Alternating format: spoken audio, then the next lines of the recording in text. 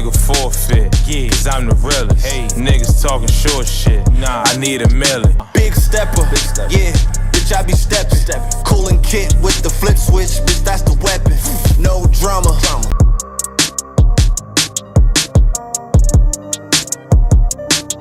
Welcome to New York Giants Full Access. This legend, bring them sounds in one time. I'm hard, and we got you. And that's it, man. Go purchase Big Pat Sports Talk merch and support the family, man. And welcome to Big Pat Sports Talk. Thank you for your support. What's going on YouTube, Instagram, Twitter, all platforms? Welcome to another episode of New York Giants Full Access with your boy Big Pat Sports Talk.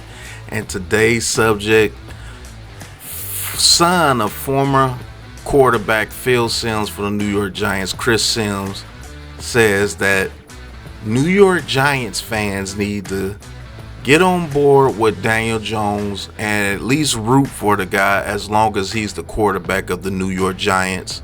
Sentiments that the Big Blue Crew has given out for years now.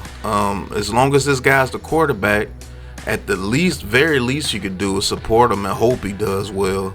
But it seems like the Giants fan base has become so toxic that the destruction of Daniel Jones, the execution of Daniel Jones, the oust of Daniel Jones is the only priority for Giants fans. And the interview with Sauce Gardner, not being able to say anything good about Daniel Jones only enhances the hate for Daniel Jones and enhances the vitriol for Daniel Jones on this New York Giants team with this New York Giants fan base. So we're going to listen to Chris Simms and we're going to react to what Mr. Chris Simms has to say about the whole situation. So let's get into it.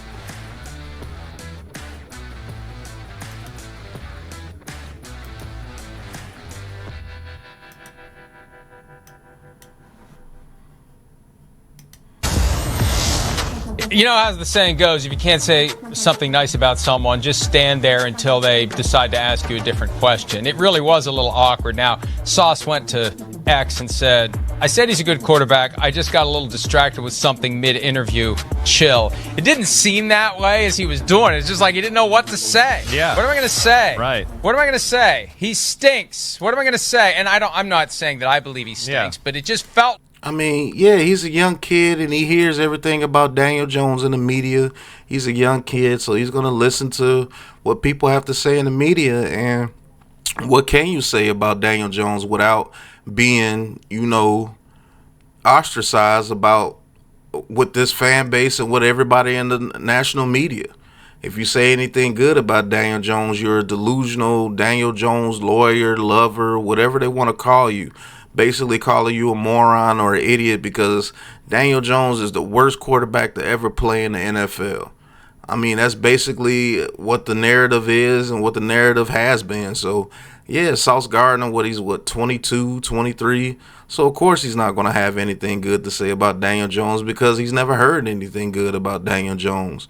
And that's pretty sad, but it is what it is, man. Like he had no idea what to say because he couldn't think of anything good to say, and he wasn't going to stand up there and say something bad. Yeah, I guess so. I guess that's what it is. Again, there's a piling on Daniel Jones up here that is just I find kind of incredible. Facts. Like, man, it's been incredible. You had, the guy has never done anything good in his NFL career. And he's had nothing around him for the most part of his career except for, the last year or so. And he's just now getting the number one receiver. And he's a rookie. So, I mean, it is what it is, man. Even with Giant fans, that's the other part of it. I mean, it's all of it. Giant fans seriously just go to practice to go, let me see if I can film Daniel Jones throwing an incompletion and put it on social media. And I want to be like, are you a fan or do you hate the team? Facts. I am known on Twitter, when I used to have all those guys on my page before I blocked them, that if you say anything good about Daniel Jones, they just go crazy. And then you just see all these guys, man, just Daniel Jones could throw 3 touchdowns, and the only thing that you will see is the one incomplete pass that he threw. This guy is so trash. He's so ass. He's so this. And then when I turn around and be like, man, y'all doing nothing but clout chasing. Everybody in the media and everybody on Twitter and everything owes Daniel Jones a check. Because y'all just clout chase, bro. You even had a dude come on Twitter and make up a story about playing against Daniel Jones and how he was so bad and everybody knew that he wasn't going to make it. And it turned out that Daniel Jones not only made it to college, he made it to the pros, and he got a contract in college.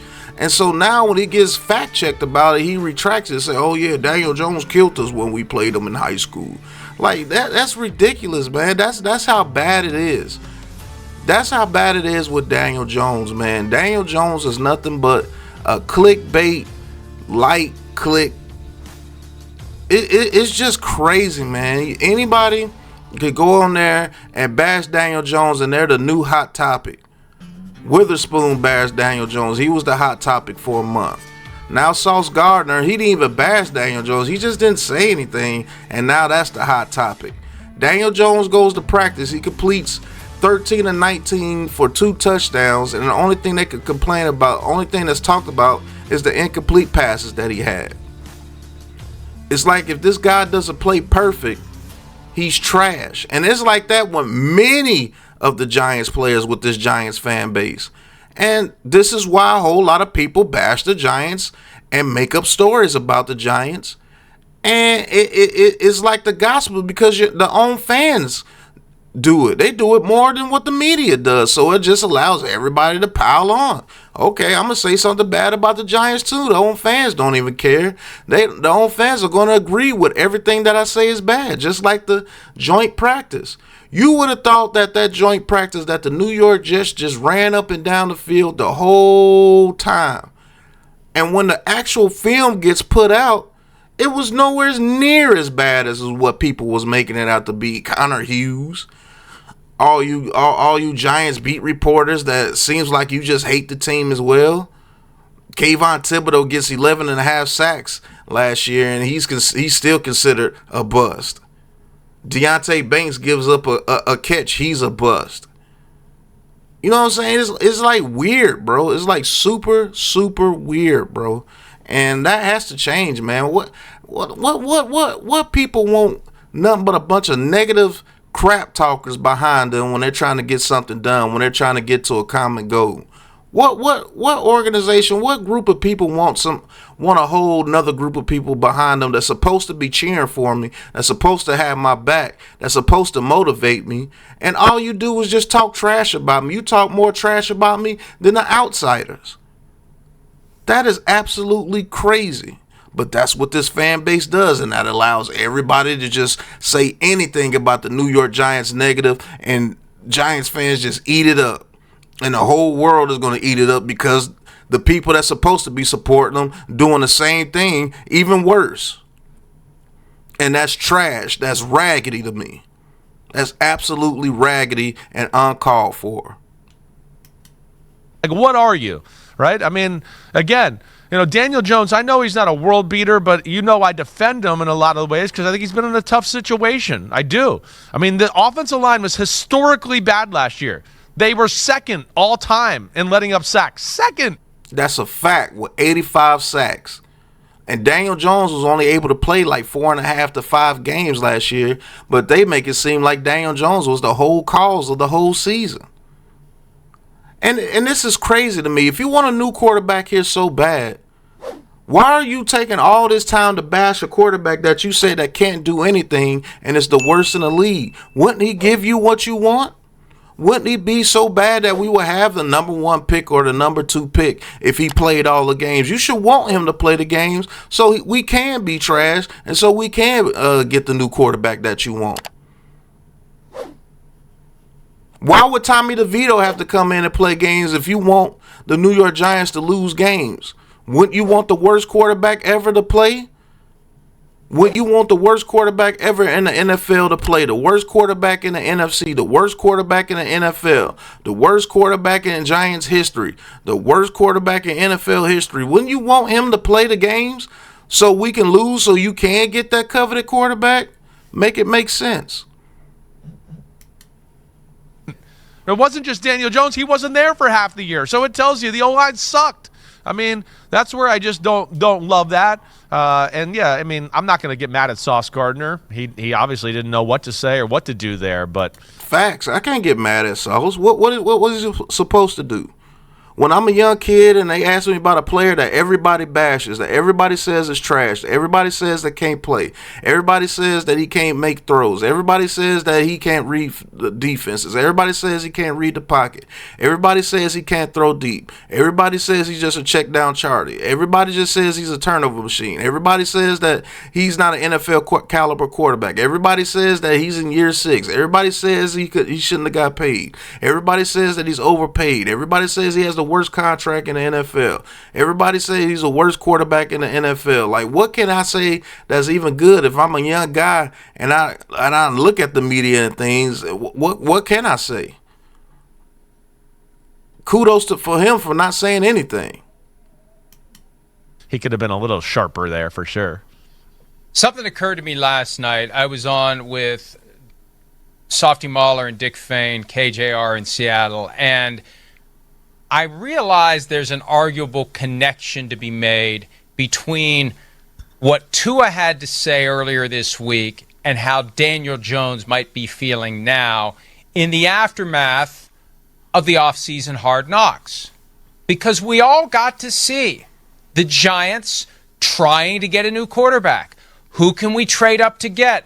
Let's get Jaden Daniels. Well, that's pie in the sky. Let's get Drake May. It was out there in the open. And what did Tua say? Regardless of whether he went too far, the basic, if you keep hearing the same thing, eventually you're going to believe it. So if we're all led to believe the Giants can't wait to find another quarterback, Daniel Jones is going to believe it, and he's going to believe there's a reason for it. There's a thread there between Tua and Daniel Jones, and it gets back to the Jim Harbaugh. This is my guy. This guy is great. Hey, everybody, And I could commend Jim Harbaugh for that, because he did it with Alex Smith, he did it with Colin Kaepernick, he did it with J.J. McCarthy. And Colin Kaepernick had some success making it to the NFC Championship game and a Super Bowl. Alex Smith has a success making it to the NFC Championship game with the 49ers. J.J. McCarthy had success going to a national championship and winning a national championship and having repeat playoff appearances with the Michigan Wolverines. And now he was the number, I believe, the Vikings, like the number 10 pick, 9 pick, whatever they traded up to.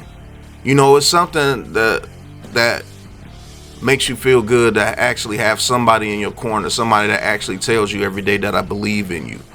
And the whole thing with Tua, what they're saying is when Brian Flores was literally telling Tua that he was that he's not the guy, that he's not good, and we're going to get rid of you and things of such. And that does play with your psyche. If every day that you wake up in the morning, if you turn on your TV or you look at your phone, everybody's saying that you're horrible. Everybody's saying that you're trash. Everybody's saying that you're not worth a bag of nickels. Danny Nichols, Danny Dumbass, Danny Does, Danny Doofus, all this. And you just see it everywhere. You see it, fans yelling at you that you're trash. And then you got to look at Hard Knocks when your own organization said they were trying to trade up for a quarterback. That is hard, and I commend Daniel Jones for having the mental capacity to keep going out there and keep trying. I mean, man, they even got to the point where he tore his ACL, people were cheering. When he got his neck injury, people were cheering. Thank God, anything to get rid of Daniel Jones. Anything. He get injured for his career. Oh, I'm glad he got hurt. He can never come back now. Like, that's hard to deal with. When you just look at the human aspect of it, not even just the player, just the human aspect of it. Like, damn.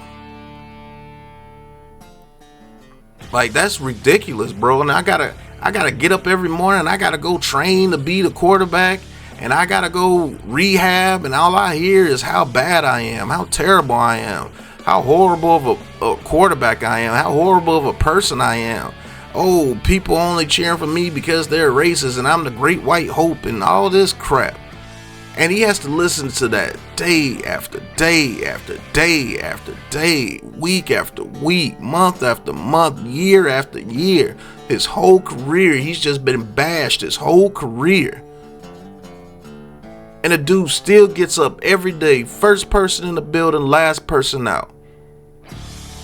Takes it on the chin, takes his lumps, goes out there and tries again with one of the worst offensive lines, with one of the worst offensive weapons around him. Everybody getting injured around him. Bad coaching until Brian Daboll got here.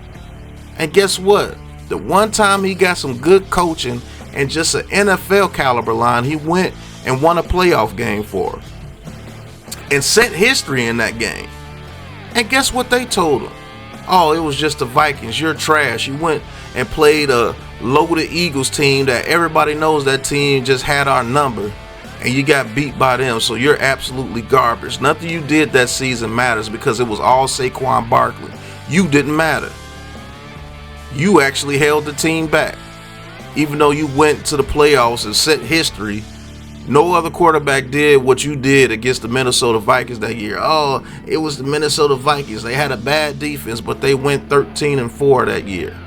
Won 13 games and beat a lot of the quarterbacks that they praised that year with that very same defense. And against that very same defense that the other quarterbacks put up stats against, nobody said, oh, it was the Vikings. That's why they put up those stats. Like, look how unfair that is. Imagine you wake up and you go out there to practice and everybody's waiting for your one incomplete pass to go crazy about. You can throw touchdown after touchdown, completion after completion, but as soon as you throw one incompletion, it's the end of the world. You're trash. You can throw touchdown after touchdown after touchdown, and then the one interception that you throw, you're trash. You can lead touchdown drive after touchdown drive, but the one drive that you go 3 and out, you're trash. The one time you get sacked, you're trash. You know, that's very hard to do, and I commend that man because he's taking it on the chin and he's still rocking and rolling. Turned it into a $160 million contract against those people, that the very same people that told him that he wouldn't be the quarterback and he wouldn't get paid. Flipped it on him, back against the wall, fought hard, got to the playoffs, got a playoff victory, got a contract. With all that going against him, with all that stuff being said about him. So that's why I commend that man, because he's a fighter. Whether you want to say that he's trash, whether you want to say that he's bad, whether he's the most garbage quarterback that you ever seen, that dude fought back with his back against the wall, got his 5th-year option taken away, was told that, hey, if you don't do anything this season, we're going to kick you dead in your ass and put you on the street. Everybody talking about you, everybody cheering for your downfall, everybody laughing at you. And he turned that into $160 million. That's what fighters do. That's what dudes with determination do. That's what dudes with a mindset that can't be broken. Did he plays the very next year, gets hurt. Everybody cheers. Everybody laughs. Everybody's celebrating. Oh, thank goodness Daniel Jones tore his ACL. He'll never be back now. He'll never be the same. He'll never be able to run again. Guess what he did? He rehabbed his butt off and was ready for OTAs. You said that he wanted to be ready for the regular season. He was ready at OTAs because that's his mindset. That's his work ethic. That's his heart. That's his drive. And I could commend him for that because that dude's a fighter. A lot of people would have had their spirit broken. Look at the quarterback over there with the Jets. Hey, the 2 previous quarterbacks before Aaron Rodgers, Sam Darnold and the other kid. They got bashed like that. Guess what? They broke down. They didn't get paid.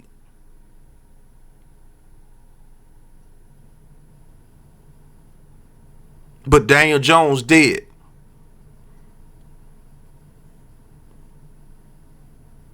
It's a lot to say about that, man. You might not like him as a player, and I'm not mad at you for that. But you guys take it to a personal level. Like this dude actually did something to you. Keep it professional. You talk about this man's livelihood. You talk about this man's skill set. You talk about this man just point blank period. Wish injuries on the man. Wish harm to the man. Wish, like, what fan base wishes that their team loses? Like, that doesn't make any sense to me, man. And if anybody says anything half decent about Daniel Jones, you're the stupidest person alive. I hate you. It's ignorant, bro. But it is what it is, man. I hope that man goes out there and prove you wrong again and get a whole new bag of money.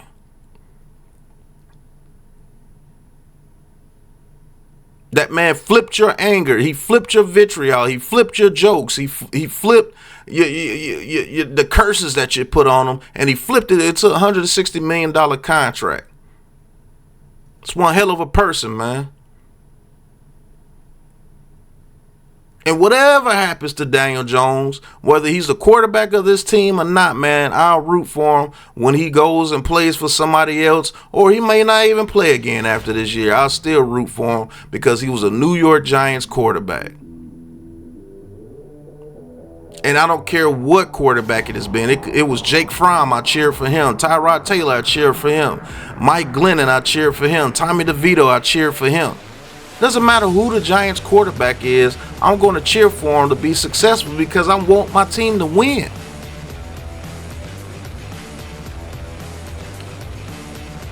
And that's just the way it is over here with me and the Big Blue Crew. We're going to cheer for the people that are on this team until they're not on this team.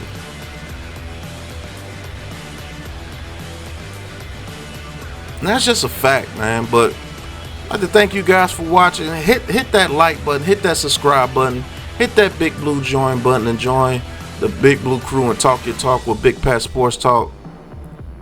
And cop you some merch. I'm not going to tell y'all again. Cop you some merch. The New York Giants Full Access line is in stores. Go cop you some merch. It's in the Big Pat Sports Shop. Link in the description. And go subscribe to the new Big Blue Crew Sports Network YouTube channel. It has been created. The Big Blue Crew Sports Network is out. The link is in the description as well. Also in the chat. Click that link and subscribe and support the Big Blue Crew, man. We're doing big things. We got our own network now, and it is very dope, and I am very proud of us here at the Big Blue Crew. We did it, and we're going to continue to do it because we have strong fortitude. We have strong minds. We have strong drive. And we're not going to let any of our detractors stop us from doing what we're doing either. And we're gonna turn into the big old bag of money too. But until the next episode, you know what it is, man. Peace.